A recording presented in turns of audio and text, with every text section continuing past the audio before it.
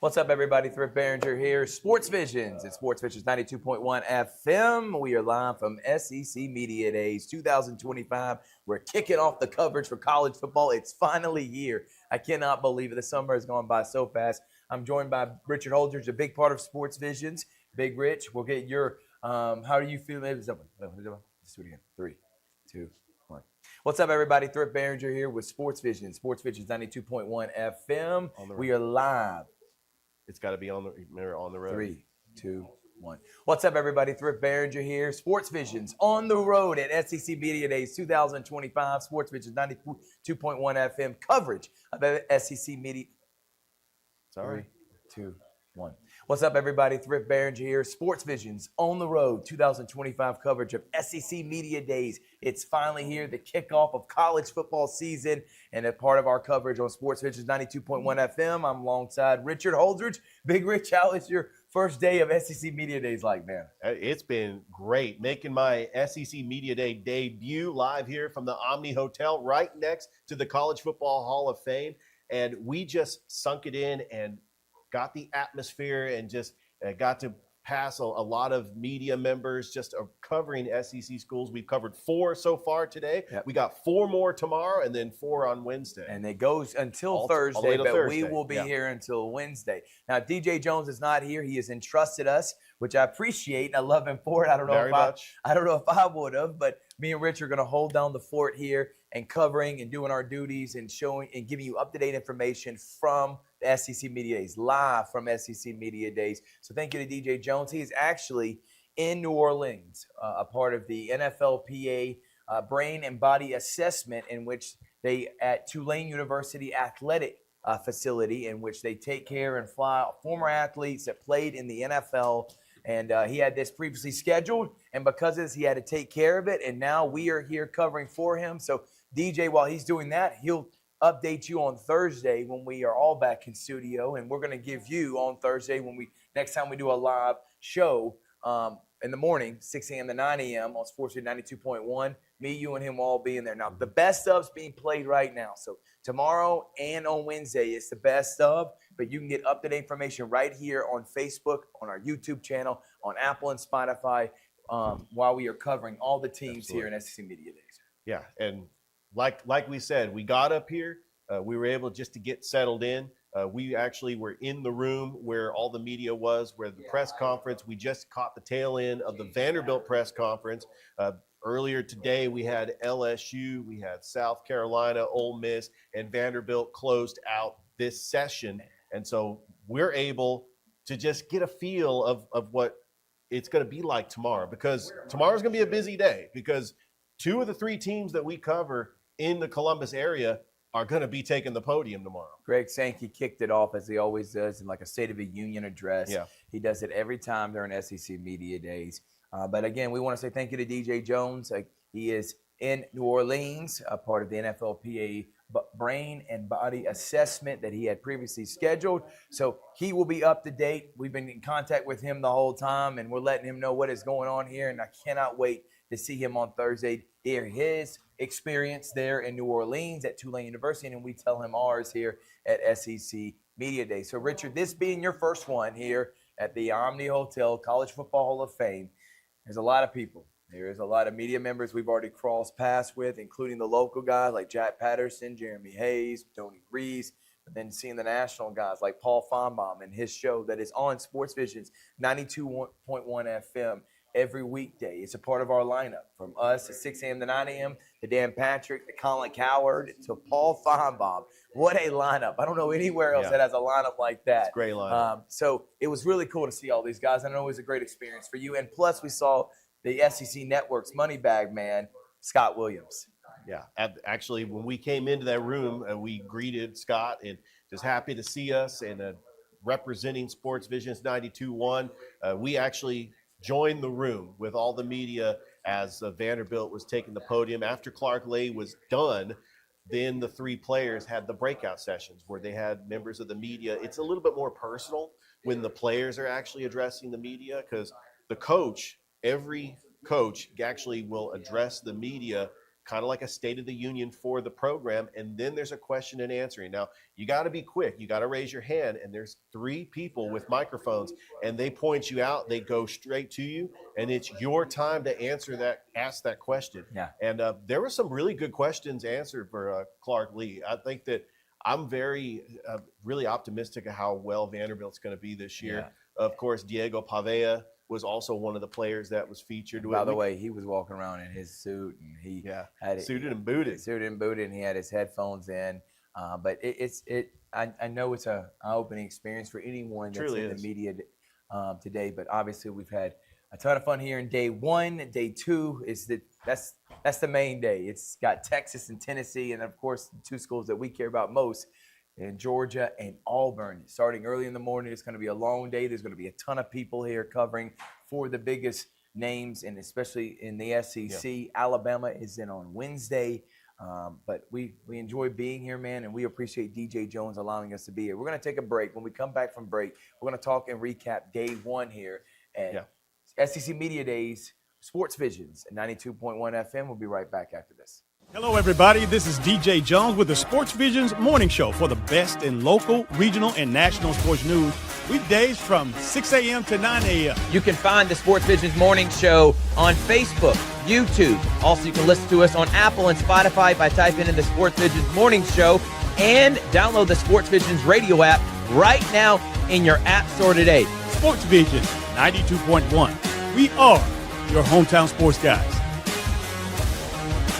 Welcome back, everyone. Sportsvision 92.1 FM on the road. Coverage of SEC Media Days here live from College Football Hall of Fame and Omni Hotel.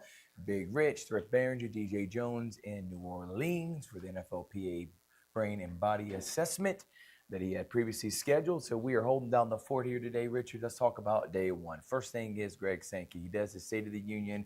He brags about how every sport in the SEC was dominant, from softball to baseball to basketball. I mean, it did not matter. We had multiple national champions from almost every single sport.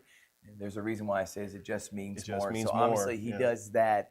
But then also, I think the biggest point of contention, obviously, where college football is heading with NIL, and then the 10 conference game or non-conference games and going up in conference games in the SEC has been a big topic of conversation. And he has the stats and the homework to back up saying we don't need it because most of our teams play between 10 to 12 elite Power 5 conference games, maybe 1 group of 5, maybe 2 group of 5, and then, obviously an FCS school. But I can hear it from both ways. And they're going to continue to work on that. But I don't think this is something that obviously is a big deal for media. I don't think the coaches care about it near as much. What do you think? I think that, yes, the 9th conference game would generate more revenue, especially having those matchups that we may only get to see every 4 years. But we're playing the same exact schedule we played last year, the home and home. With these teams, and I think that just adding that 9th conference game, it kind of dilutes those records. Even though the SEC is good and we expect maybe 4 or 5 teams to get into the college football playoff, the fact of the matter is the Big Ten has won the last 2 national championships, so there is a little bit of pressure on the SEC to try to win a national championship and deliver. The Big Ten does play that 9-conference game schedule, so. Again, conversations will continue. Really didn't take too much from Commissioner Sankey. Obviously, it was more about promoting all the different schools and the success in athletics in 24-25, and big things are on the horizon for 25-26. Brian Kelly, I do want to talk about him, a couple things. For one, you got another great quarterback. You saw what Jaden Daniel did. You saw what Joe Burrow has done.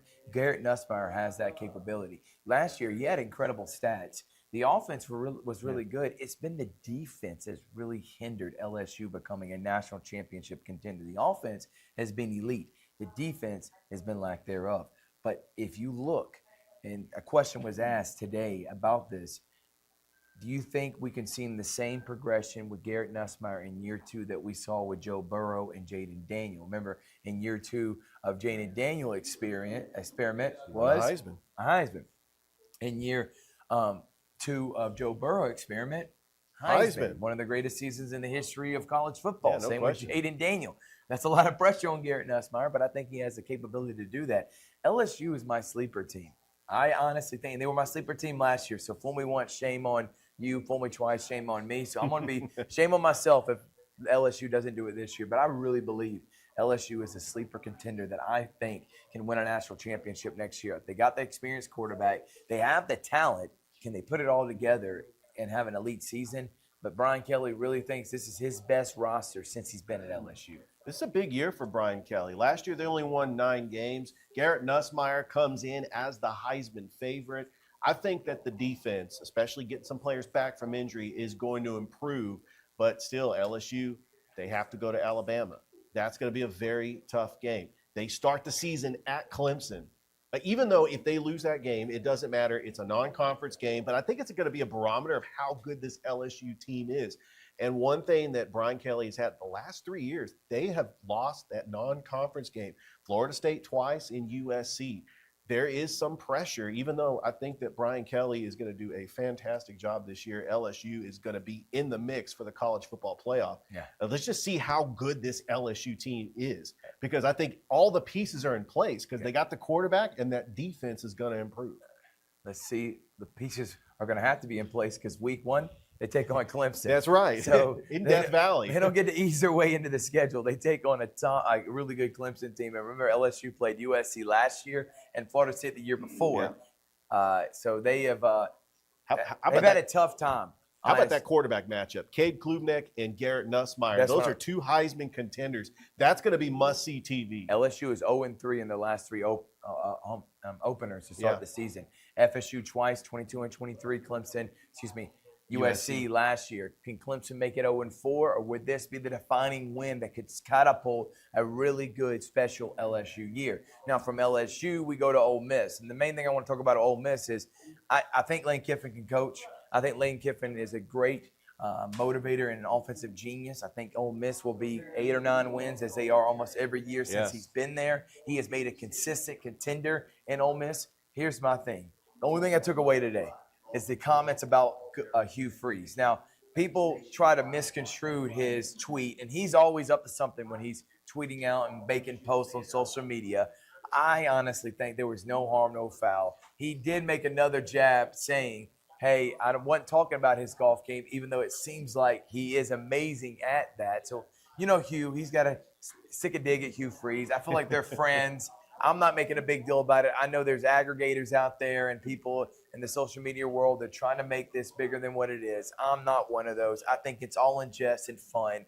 And anytime Lane Kiffin, we walked right by him literally today. Yeah, we did. He's always dressed smoothly and just one of the coolest guys around. I enjoyed being able to hear that. Yeah, if there's one thing about Lane Kiffin, his press conferences are widely entertaining. And Ole Miss was on the doorstep of the college football playoff last year. They beat Georgia. They had a very successful season. But even though Lane Kiffin knows offense, he's got a high-powered offense. Jackson Dart's now in the NFL. Who is going to be that quarterback that's going to lead that Lane Kiffin offense? And can the defense actually hold the opponent where Ole Miss can just be absolutely dominant? We know their offense is going to put up 30, 40 points a game. But can the defense get stops? Because I do think this Ole Miss team is another sleeper, even though a lot of people are not talking about Ole Miss as being like one of the top tier teams in the SEC, but I think that they're right there. In the middle of the pack. They're in the middle of the pack, for now, sure. Here's the thing when I look at Ole Miss, I don't expect them to struggle defensively, but Lane Kiffin did say, looking back on it, he can't get upset about things that are out of his control. And once he realized he didn't make missing the playoff was the question last year. And he's like, well, that's out of my control. No, it wasn't, Lane, because if you didn't lose some of the games you did, and after you just beat Georgia, to turn around and lose to Florida, you had control of that. Yeah. You could have made the playoffs if you had won that game. So, yeah, it would have ate at my crawl, and he can play it off all he wants, but I know it bothered him. A couple other teams, we'll put them in together. Vanderbilt and South Carolina. I'll let you take on Vanderbilt. I'll take on South Carolina. I put Shane Beamer on the chopping block last year. I had to eat crow. I was 100% wrong. Lenore Sellers is a baller. I think the Gamecocks will be a really good team this year. Problem is there's a lot of really good teams in the SEC, and I don't know if they have the overall talent to win 9 or 10 games in this year's league. I do think, though, he has established a winning culture, and Beamer has something going. And in the next couple of years, if not this year, next year with Lenore Sellers, I think South Carolina has a chance to maybe compete for a top 14th seed in the SEC. I'm just not buying it this year. I was just looking at the roster. I do like the talent. I think the schedule's going to be tough, but a lot of pressure and a lot is going to be on the back of Lenore Sellers. But I think he is, if not the most talented quarterback coming in, he's one of the most talented quarterbacks coming into this year. For Vanderbilt, though, Clark Leah, another guy. I said when we asked last year, 2 guys you could see getting fired. I said Clark Lee and Shane Beamer. Yeah. Both of them were in contention to win SEC They Coach proved of the you Year. wrong. I didn't know a damn thing last year for sure on that. What was your insight when hearing Clark Lee and Diego Pavia? Yeah, I was very impressed with Clark Lee. That was when we arrived and we got to sit down with the media. And one of the questions one of the reporters asked is, we know that Vanderbilt is an academic school. They are in the SEC with NIL and the transfer portal. How are you able to compete with the rest of the SEC teams? And, he held his own. We know that Vanderbilt is an academic school, but they took the entire college football world by storm when they upset Alabama. This year, they're not going to sneak up on anybody. And guess what? They got to play Bama in Tuscaloosa. Yeah. Diego is trying to get we're trying to go 3-0 now against Auburn and Alabama, which, wow. And by the way, I know that Josh Pate, who's also a local guy that we know who's national here, he's actually here. He said on his show that Diego Pavia didn't know who Josh Pate was. Well, they finally met today, and now Diego Pavia knows who Josh Pate is. So that was a good meeting. They finally got to meet. Richard loves name dropping anytime he can. He is going I'm going to name drop because we're here at SEC Media Days, and there's a lot of national. He is like a kid at a candy shop. Well. and literally all over the place, too. And Thrift does bring it out in me, buddy. I don't think I could bring it out if I wanted to. Big Rich is a big kid, but he's having fun here, and that's all that matters. It's SC Media Days. We're going to take a break. We'll be right back after this on Sportsvisions. Hello, everybody. This is DJ Jones with the Sportsvisions Morning Show for the best in local, regional, and national sports news. Weekdays from 6 a.m. to 9 a.m. You can find the Sportsvisions Morning Show on Facebook, YouTube. Also, you can listen to us on Apple and Spotify by typing in the Sportsvisions Morning Show, and download the Sportsvisions radio app right now in your app store today. Sportsvision 92.1. We are your hometown sports guys.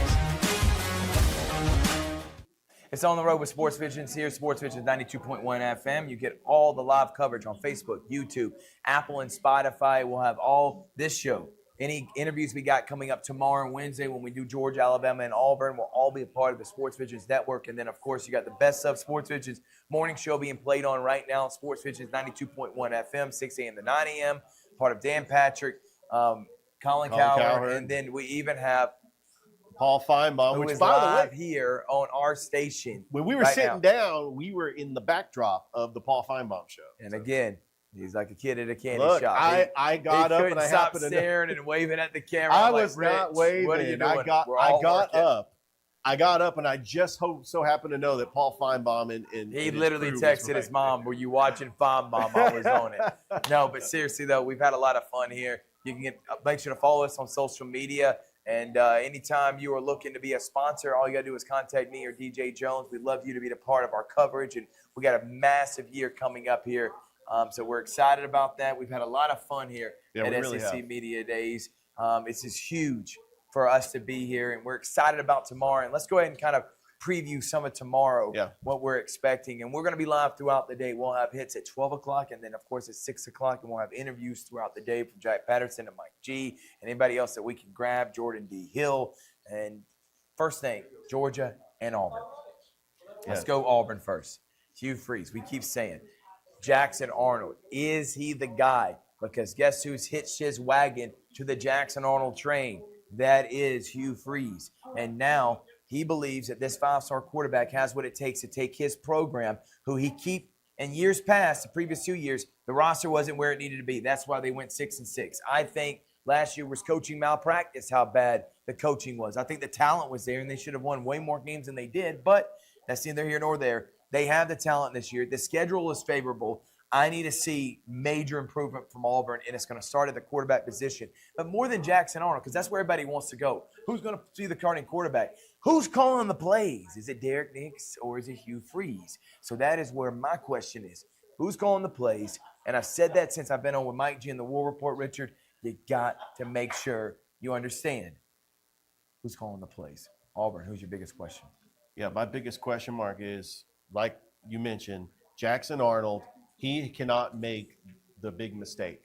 And the thing about Hugh Freeze is he is a very loyal coach. He stuck with Peyton Thorne last year when there were Auburn fans calling for Peyton Thorne to be benched after he cost Auburn games last year. The more we do research, Rich, it was more than just Peyton was the Thorne. offensive line. It was offensive line, the play calling. You had an all-SEC rusher in Jarquez Hunter, and you barely give him any touches. I'm telling you, if you go back and look at the stats, even the advanced stats show how bad the play calling was for Auburn last year. Yes, so I agree. It definitely has to be the play calling. Jackson Arnold, yes, but the talent is there. There's no more questioning the talent.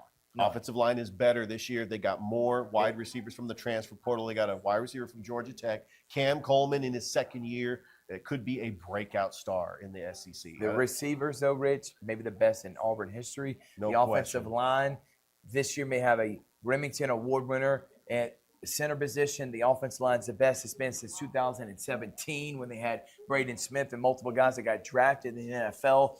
No more excuses, Hugh. This is it. As far as Georgia, I don't ever question anything about Kirby Smart. I don't ever question the defense. It has to be Gunnar Stockton. Now, many people keep sleeping on his athleticism.